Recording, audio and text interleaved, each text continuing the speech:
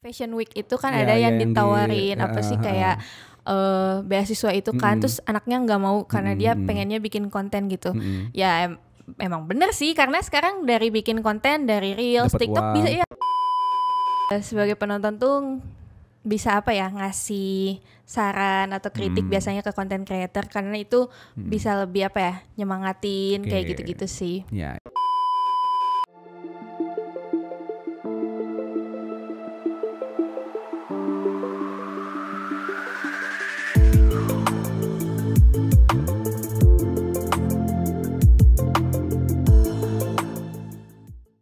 Oke teman-teman, jumpa lagi di Ice Podcast bareng saya Rizdo dan ada teman kita yang baru, namanya apa? Ive.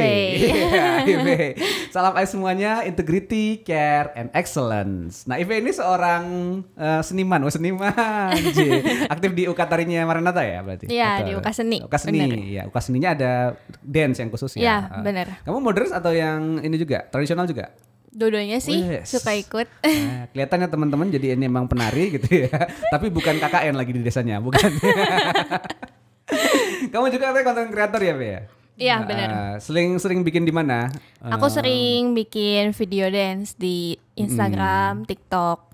Dan sendiri berarti atau bareng sama yang lain? teman-teman juga sih suka Oke. campur. Dance aja atau kadang-kadang ngasih message yang lewat gitu atau gimana biasanya biar kita Dance ini? suka, terus pernah juga kayak upload short film gitu-gitu juga pernah Oke. sih. Ya kita lihat ya nanti di sini TikToknya ada ditulis. Cukup rame atau gimana? Ini sejauh ini.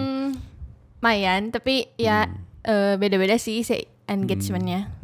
Oke, engagementnya minimal 1 juta lah ya. Enggak lah ya. Amin lah ya. Oke, kita lagi ngomongin sekarang tren. Kan maksudnya kan orang dari dulu udah kita berkali-kali ngomongin di podcast ini soal orang aktif di media sosial dan bikin konten dan macam-macam gitu. Nah, kamu bikin konten tuh rasanya sebagai suatu keharusan atau gimana? Kan kadang-kadang setelah beberapa lama orang pengennya udah mulai kadang jenuh gitu ya, kadang ini. Nah, kalau kamu gimana kalau bikin konten, Pe? Aku seneng sih karena menurut aku kalau bikin konten itu kayak portofolio juga gitu buat Oke. aku kan. Karena gitu. kan memang dance ya, jadi Iya. emang orang bisa ngeliat. Iya benar. Terus dari dance yang aku upload, dari konten-konten yang aku upload itu orang-orang jadi tahu gitu. Oh, kayak si V ini suka dance, terus kayak kadang dari situ bisa jadi job, bisa jadi kayak perform di mana kayak gitu kan, jadi berguna juga sih. Sering gitu. dapet job gara-gara dihubungin lihat dance-nya gitu. Lumayan.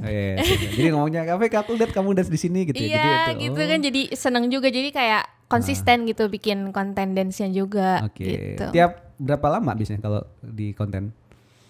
Berapa seminggu lama? ada berapa konten atau biasanya seringnya? Oh enggak sih, aku enggak Nggak matokin. targetin. Tapi kalau rata-rata berarti berapa? Ya sebulan 3 kali lah ya ada. Oh iya. Oh dikit tapi rame.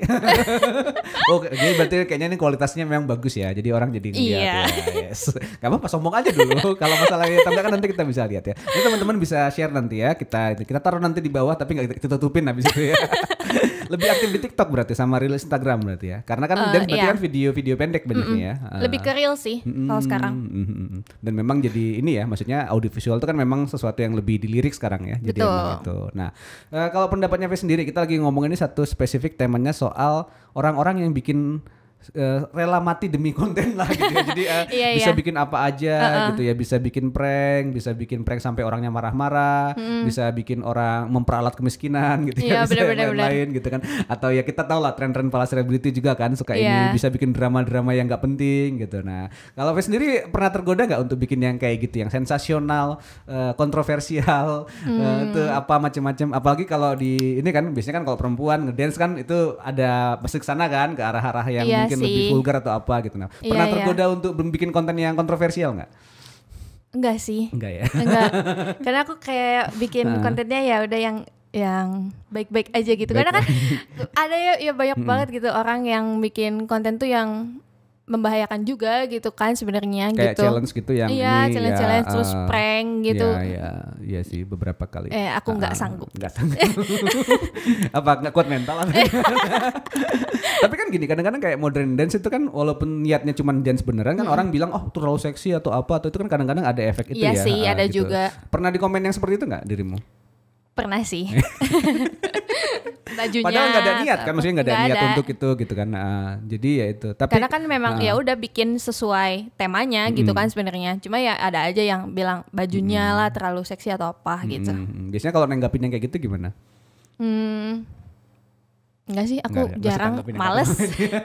Kayak udah sih gimana gue aja gitu. Dan kadang-kadang kan itu ada video yang nggak diniatin gitu, terus ternyata ada kesan kayak gitu, jadi lebih viral kan, lebih laris, lebih ini gitu kan. Nah, terus ada yang nuduh juga kan, dia mah cuman kayak gitu, cuman demi supaya viral aja gitu. Sebenarnya ngedance-nya biasa aja, terus mereka di ini. Atau kalau kita ngobrol gini kan kadang-kadang obrolannya sebenarnya biasa aja, cuma mereka cari sensasi aja gitu. Nah, iya. Merasa tertuduh atau pernah seperti itu nggak sih kalau di? Pernah jadi ini sih, jadi overthinking aja ya kalau kayak gitu teh. Kan kayak ya di komen terus kayak apa konten gue memang masalah ya buat mereka gitu. Tapi setelah kalau aku sih tipenya ya udah mikir-mikir lagi, oh enggak sih, enggak masalah juga, jadi ya udah gitu. Aku tetap jalanin apa yang menurut aku bener aja sih gitu. Dan lagian enggak merugikan diri aku sama orang lain juga kan gitu sih.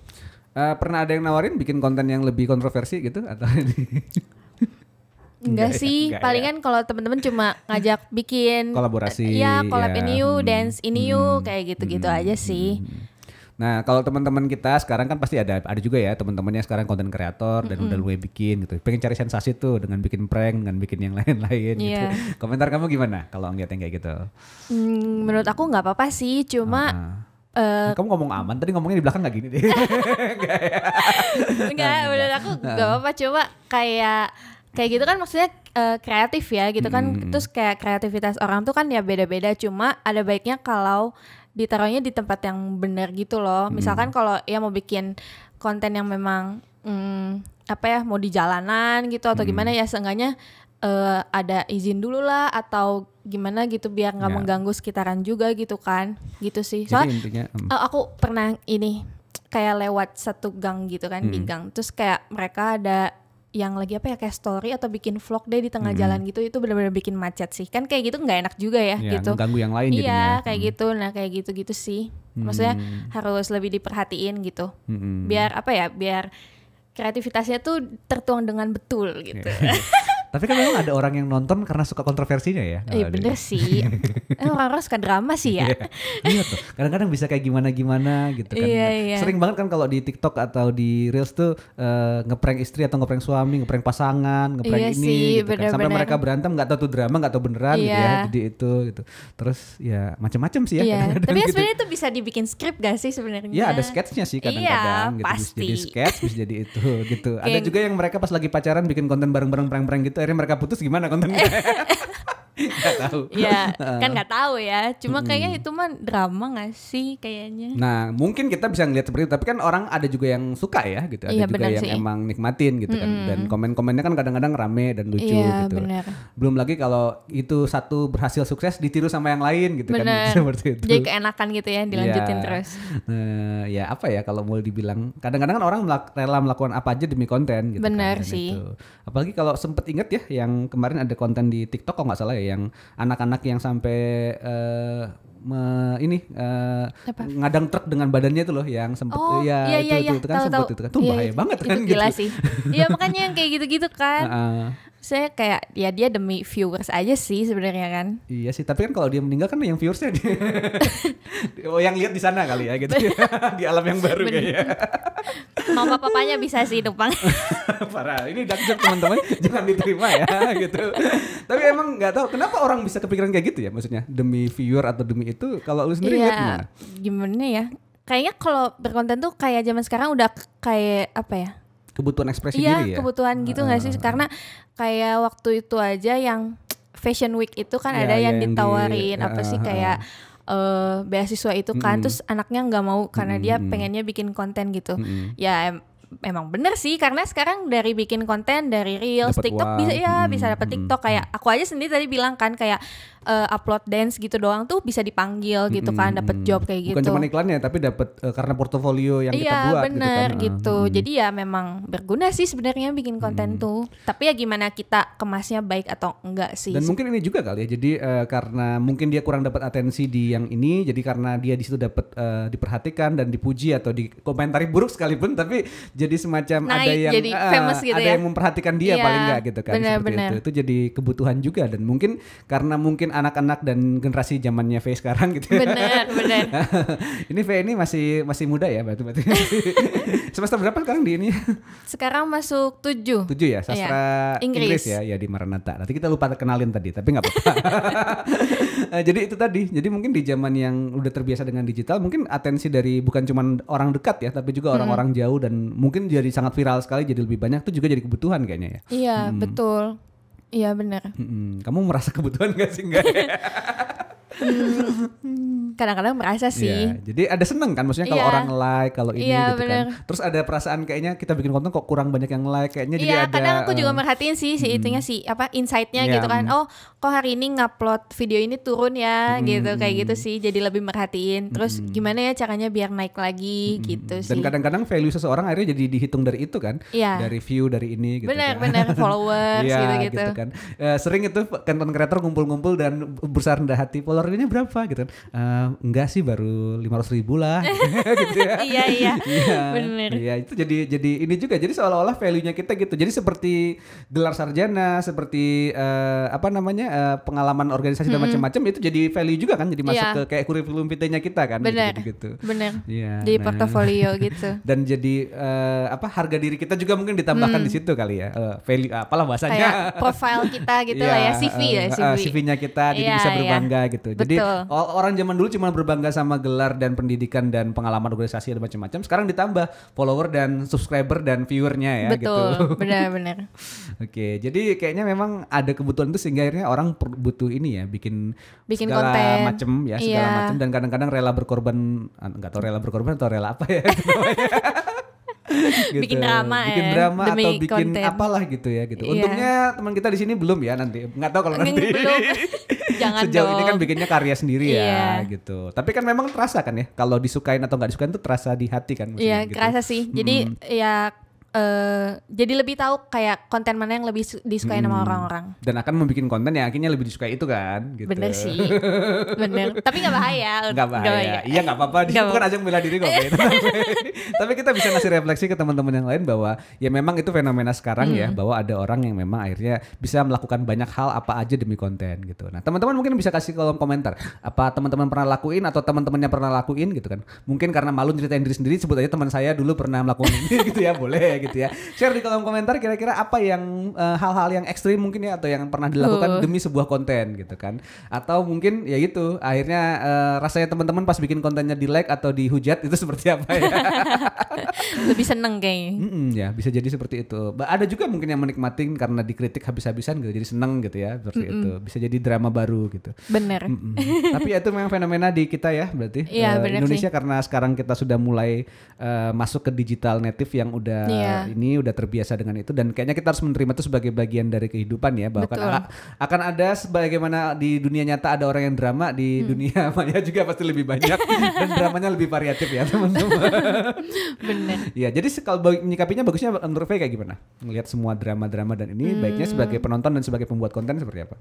Menurut aku kalau sebagai pembuat konten dulu ya nggak apa-apa sih sebenarnya bikin konten yang benar-benar passion sama kita gitu, ikutin style kita. Cuma ya lebih baik kalau misalnya bikin yang kayak kontroversial atau drama gitu tuh lebih baik jangan membahayakan gitu sih. Tidak mengganggu orang lain ya. Tidak membahayakan, tidak mengganggu diri sendiri sama orang lain gitu.